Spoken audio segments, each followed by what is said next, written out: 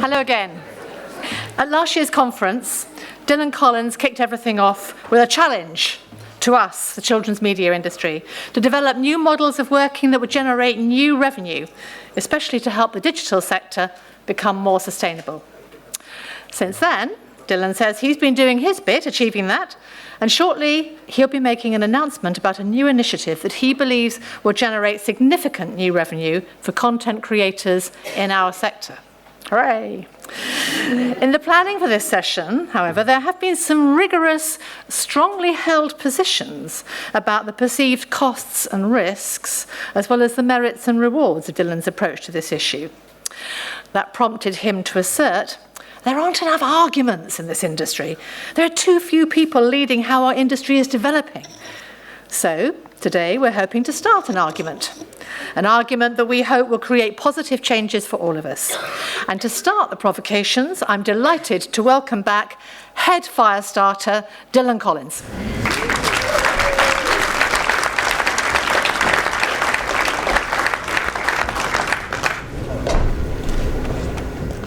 Hopefully this mic is working. There we go. Thank you very much, Sue. I brought a towel to mop up the blood, because there may be some. Those of you who know me know that I occasionally use bad language and swear words. So just a little advisory. We're going to show an instructional video. It includes all of the above. If you could shoot the video, thanks. I feel so much better. One of the best things about rap, well, everything, but one of the things that is extremely instructional about rappers is that they move in squads. They move in posses. You know, they go to a park, and they don't go to a park in ones or twos. They go in like 27s or 48s. You know, or in the case of Wu-Tang Clan, about 937 at the last count. The other thing I very much like about rappers is that they do not do things incrementally. It's one of the things I want to talk about today. I hate incremental. I hate incremental change.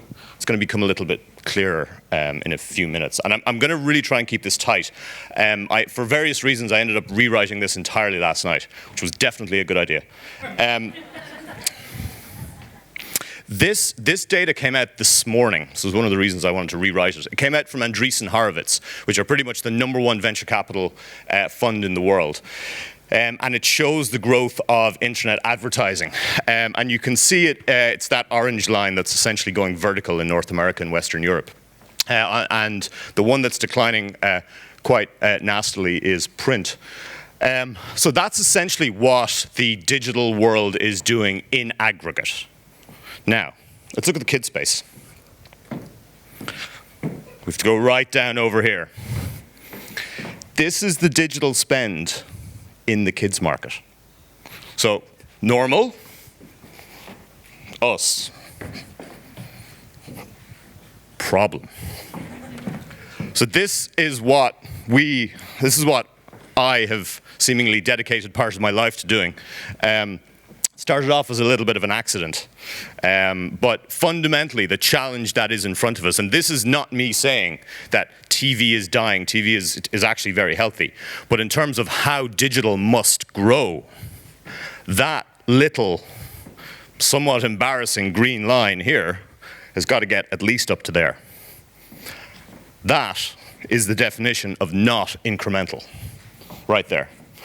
That's why I don't like incremental change, because everyone talks about, and if you look at a lot of the subject matter in the conversation over the last few days at the conference, it has been about, there's been a lot of discussion of, you know, gradually moving into digital and gradually doing things. We need a lot more than gradual activity. And I think one of the questions that I have for everybody here to think about going home is, are we going to let other companies do this for us? Are we going to let other companies that do not have kids' DNA baked into them lead the digital part of our industry? And if you find a retailer, ask them how they feel about that concept. Something that we have seen happen.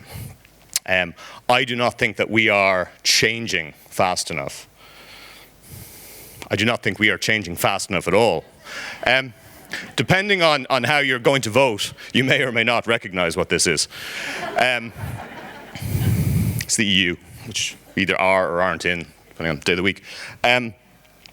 In the US, there is data privacy legislation for kids for the under 13 market called COPPA. You're all familiar with it. If you're not, familiarize yourself with it. The EU are currently passing the same legislation.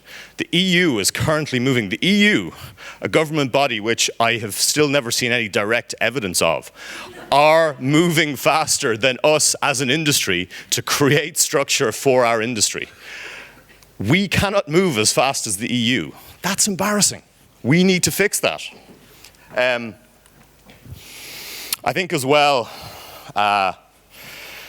we need to talk about what digital content is for kids and how it is going to be different from TV. And I want to talk about public broadcasting a little bit. I'm meant to be talking about as part of this, and I promised Greg I was going to do it, and then I told him just before that I wasn't. I'm meant to be summarizing a lot more of everything I've seen and experienced over the last couple of days that I've been here. But last night I went to Jenny Seeley's keynote. Who else was there? Holy shit, that thing was amazing. She is amazing. And for me, it really changed everything that I was going to talk about. And it made me sit down and essentially rewrite and reposition a lot of what I want to talk about today. What came across from Jenny's keynote is not the need for just change, but the need for radical change. Essentially the need for anything other than incremental change. Because if we don't see that, and if she doesn't see that, then we are going to be the metaphorical frogs being boiled to death. And I think, as I said, we can lead this change ourselves, or we can allow other people to do this for us. And, for those of you in the room, some of you are real influencers of strategic change, and a lot of you are not as well. And I know doesn't always reflect your job title. And I know and have met a lot of the C-levels in the industry, and they know me, and they are absolutely sick of me barging my way into boardrooms and demanding that they listen to my demands and various proposals. But look, the reality is that right now the industry needs to grow. A pair of balls. This is what happens when you write it late at night. You should have put it on the same page. We need to stop thinking incrementally about change, and we need to start developing new ideas that can actually define our industry for us. We need to start acting as a coherent squad, a coherent posse. I never ever thought I would have the good fortune to be standing up in front of the kids industry, the bastions of everything that is the kids industry, and suggesting that we follow what RAP has defined for us as an organizational structure. But yes, I am. And I think we should start that right now. Does everyone have their phones with them? Hold them up, please. Turn them on.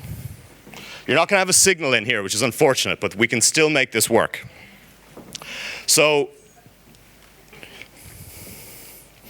what Jenny was talking about last night, and if you haven't seen the keynote, I know it's going to be available very, very soon.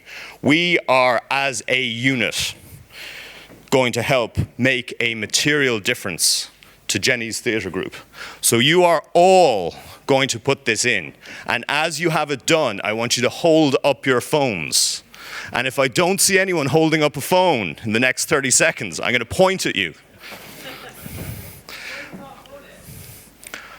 Then go into debt. It's a $5, dude. Then I suppose in truth you have bigger issues. But, let's do this. Okay, 10 seconds because we're tight on time. Phones up if you've done it. I know it's weirdly hard to send normal text messages on iPhones. It's a strange quirk of progress. Good, up. Okay, Excellent. More. Good. Good. Okay. Thank you. Keep doing it. You can sort of put your phones down. That was how we deliver real change that was not just incremental. Typically, Jenny's group are only going to get a tiny handful of donations every day. What we did there was probably 20 or 30 or maybe 40x what she normally gets. And all it took was me standing up here being a total bully, right? But it shows that we can actually operate as a team, as a unit in this industry. And I think that's quite important. And Greg, sorry, I was going to walk through some other things, but I just think that, you know, if you haven't seen what Jenny had to say last night, please go and stream it, watch it, learn about what she's doing. It's very important. Now, I also wanted to report back to you guys. As Sue said, you know, we rather arrogantly stood up here last year and said, hey, there's a bunch of stuff broken, it should be fixed. We have taken it upon ourselves to try and fix it for the kids industry. Fundamentally, we believe that we have got to build tools for both content developers and also for advertisers as well to help make the industry work. So it's tools for us, by us. That is how we believe it. So you can consider us the plumbers, the builders of the kids industry. You could describe us as the butlers of the kids industry.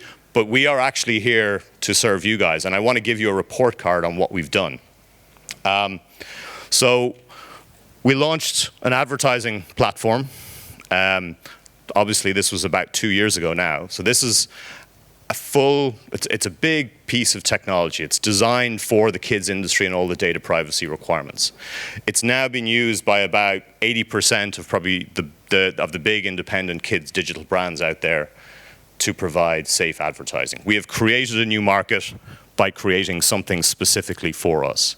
I'm going to talk about this a little bit later on, but you know, we have now become, and to be honest, we weren't thinking about this at the start, one of the biggest funders of digital kids content in Europe at this point, because we drive that advertising revenue to our content partners. You know, so we are helping, you know, the next Roblox and the next Binweevils and the next Outfit 7s slowly move up through the ranks in terms of providing them with a funding structure. That is what we do. It is in our interest to make that amount of money as big as possible so that the ecosystem gets larger. So we've done this. About 2 months ago, we rolled out something called KidAware, which was an agency certification program. So we are now going around to all of the marketing and advertising agencies around the world, and we are giving them training programs specifically for the under 13 space that teaches them how to do digital marketing responsibly and safely. And they are all jumping on it. So we have literally the biggest agencies in the world are now going through KidAware certification. Not only in the UK, but in the US, in Asia. The brands have now requested it as well. The reason this is important is that the more definition and the more safety and the more framework that we can bring to the people who ultimately control the budget purse strings, the more that we can help that amount going into the industry actually grow. So once we can make people feel confident that they can safely run marketing campaigns in this sector, you know, which are fun and educational, then we grow the pie. So we've done that. This week, we also announced a set of tools for content creators called Kids Web Services. None of these are the actual announcement, by the way. Just been a busy few weeks. This is particularly relevant if you're building sites or apps for kids in the US, but it's about to become the law in Europe. Where essentially, you know, if you are doing registration for kids, you now have to get a set of parental verification. There are a lot more lawyers who are showing up into marketing meetings. We're finding that. So the Kids Web Services platform is a set of tools that content developers can just plug in. So we basically handle all the liability. We handle all the parental verification. Fundamentally, we're trying to make it easier to create content for the under 13 market and safer. So we have a dedicated team constantly building this, so you don't have to worry about it. We take the liability, not you. You just get on with creating amazing content. And that's what we're doing with KWS. And I think that's a pretty big thing to bring to the market. So that's what we've been doing. We make a lot of noise about what we do, not just because I'm Irish, but the reason we make a lot of noise about what we do is so that people can understand that it exists and that people can get involved with it. Because we need more leadership in this space. If you look at the amount of investment dollars that have gone into the kids industry, specifically for the under 13 market, it is almost exactly zero, almost. It's actually about $15 million compared to approximately, I'm not making this up, about $15 billion that have gone into all the other sectors. So we have a real problem here, and we are going to have to build our own platforms and our own tools in order to grow that bar chart that I showed you earlier, and that is what we try to do. Now, there's a couple more things that I came here to talk about today. One of them is small, but not insignificant, and, well, the other is just big. So today, we wanted to tell you guys first, really, before we went out to tell the world. We are launching something that, on the face of it, looks pretty simple. It's just a white padlock. But this represents the Awesome Ads initiative. And this watermark is going to appear on every single ad that we control, which is in the hundreds of millions every month. And anytime you see this watermark on an ad, it will be 100% kid safe, will be 100% COPA compliant and EU compliant. And fundamentally, if you are a teacher, if you are a parent, if you are a guardian, you're looking at this with your kids, it is 100% safe to tap or safe to click, depending on what device you're using. And we think that's important. So you're going to see that appearing over the next few weeks. You'll see a lot of media about it. You'll see other large groups who are joining what we're doing in terms of defining this new standard for under 13 so that we can make it safe. And you're probably curious, well, how do you guys, what do you guys do to make it completely safe? Well, we actually have a team of folks and a whole bunch of processes. We have a 3-stage review process for every single ad creative that goes out. We have the teams that actually engage with the brands.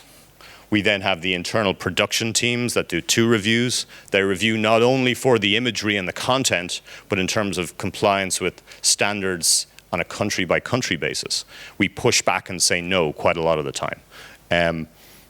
People get quite annoyed by the fact that we push back and say no. But this is everything that is happening behind that padlock.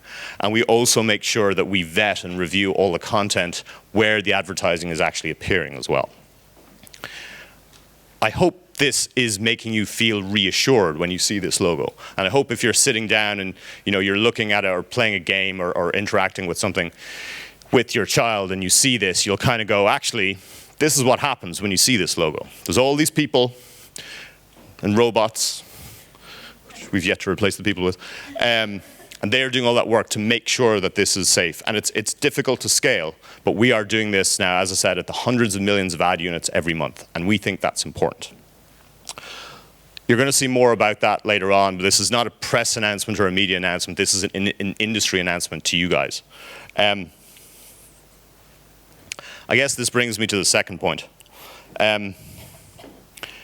This year, we'll deliver tens of millions of dollars to kids content creators around the world. We've achieved that from literally a zero base about 2 years ago when we began.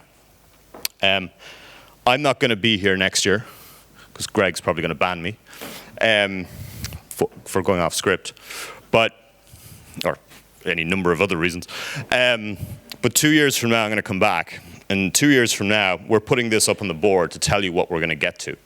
We are going to be deploying $100 million into kids' content creation digitally around the world. And we are doing that by defining what kid-safe advertising is, by building the platforms, by building the tools. When we started in this industry, a lot of people kind of laughed at us a little bit and said, you guys are ad guys, or you guys are too technical. Maybe we are all of those things. But the nature of digital content is so different from TV content. Digital content for kids is always going to be more commercial than TV content. It is simply the nature of the internet. So we've got to make sure that we control the standards and the platforms and the infrastructure to keep our kids safe and to allow it all to be economically viable. So I'm going to finish with one question. This is what we're doing. We're going to get to $100 million to push this market and to do something that is much, much more than incremental change. And as you all go back to your offices and homes and startups and large companies and everything in between, I would like you to respond to that question. And nothing that is incremental is an acceptable answer at all. Thank you all very much, ladies and gentlemen.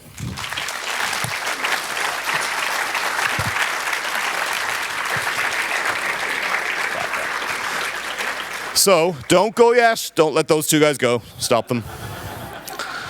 Don't worry, the doors are locked. You can't get out anyway. We have 5, maybe 6 minutes for Q&A. So if you have questions, please raise your hands.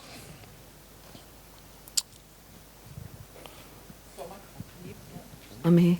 I'm in. Hiya. I'm Alison Stewart. I work for CBeebies, BBC Children's, one of the PSBs that you're talking about. I guess you were in the session this morning when Alice, our director, was outlining the changes going on. I'm not going to say the I word, because they are happening already.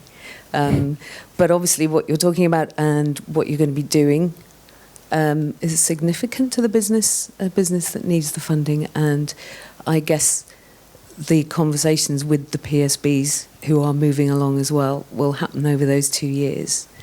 So when you come back and you're delivering your $100 million in 2 years' time, maybe the way that we're working and the way that you perceive we've been working will be quite different, and we will have dialogue. I hope we'll have dialogue a lot sooner than that. Now, yeah. And well, we're talking now, right? And to be clear, I'm not in any way beating up PSBs. I wish that we could go back in time 20 years and essentially replicate that structure on the internet. It would be a very, very different place. Unfortunately, we can't, and it isn't. And I think hopefully that, all the initiatives that are being pushed forward will help. I do believe it is going to take unreasonable people to really move things forward, anything beyond incrementally. But I think as long as we are moving, that is good. I'm just saying that it's not satisfactory, and we have got to find ways of accelerating far faster than that. I think the role that PSBs have within the kids' content market is critical, particularly as everyone coming from a TV background or film production background moves into digital, particularly around funding structures. But I think as well, there is going to have to be recognition broadly that digital content has to have monetization baked into it in some shape or form from a viability perspective for the actual creators. But I hope we can talk sooner than 2 years from now. But I'll put it into my calendar as a backup. Yeah, no, put several in between now and that 2 years. Excellent. So thinking about how multi-channel networks work on YouTube, are there going to be opportunities for apps that are using your platform to cross-promote through the advertising and kind of bump up their revenue? Yeah, I mean, again, because we review both the content that ads are going to and the actual ads themselves, we have to satisfy ourselves that we have content policies, both publisher content and advertiser content.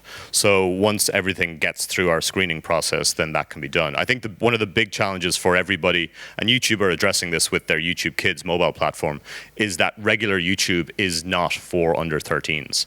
And there is more and more pushback, and FTC pushback, and EU pushback against this. So again, it comes back to, we couldn't deliver an ad, for example, that would take a child to a regular YouTube piece of content, because that would breach everything. I was meaning as an analogy between the different channels promoting each other and then sort of therefore increasing their audiences across the network. From a pure cross promotion perspective, yes. Although again, it's you've got to make sure that you manage content conflict between publishers. You're starting to unveil just how complicated our lives actually are in terms of what we do, because we manage brand conflict in terms of brand X saying they don't want to be anywhere near brand Y, and also content conflict where you have exactly the same sort of thing. So if you can imagine an immense traffic management operation overlaid with like a House of Cards style political map, that's roughly what we deal with. We got one more. Okay. We haven't had enough bloodletting. So Dylan, brilliant. A year on, you've done amazing stuff. I think you started to hint on some of the complexities, especially when you start talking about YouTube. If you're saying YouTube, you wouldn't link to YouTube, but you're going to link to 100% certified sites, you're starting to talk about how porous the internet is. Very few children's sites would not have a link to internet. So how far is your 100% absolutely safe, secure, no one's ever going to get help? We're not going to have a Habbo Hotel incident on our doorstep. Are you prepared to stake your reputation on? I stake my reputation on everything we announce. I mean, the don't bring Habbo Hotel into it, dude. That's a whole other thing. I mean, one of the huge challenges we have is precisely as you described it. You know, in terms of kid-safe content, because most kid-safe content, because it's hard to be economically viable, is layered in with other non-kid-safe content. That's why we have a content policy that actually has 4 tiers in it. And we expose that to everybody who works with us. So we're actually able to define what is kid safe at what levels in terms of 3, 7, 12. It's part of the challenge that we are tackling. And we give constant feedback to all the content publishers in our network saying, look, you can't do the following things. We've kicked people out of our network. It's something we're known for doing. We've roughly 3 publishers a day applying to join. We accept roughly 1 a week. It should give you a sense of where our standards are, I think. I'm being given really threatening signals. I think we got to go. Thank you all very much.